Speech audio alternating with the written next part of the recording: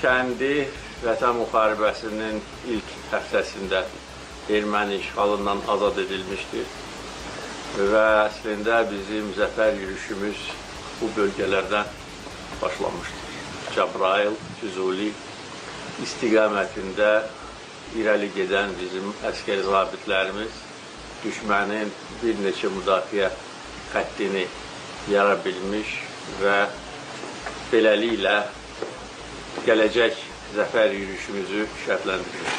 Allah bütün şəhidlərimizə rəhmət eləsin. Onların əziz xatirəsi daim bizim qəlbimizdə yaşayır, yaşayacaq.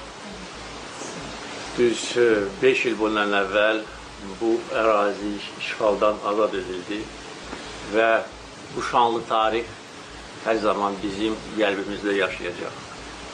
Bir neçə gündən sonra biz tarixi zəfərimizin 5-ci il dönümünü qeyd edəcəyik.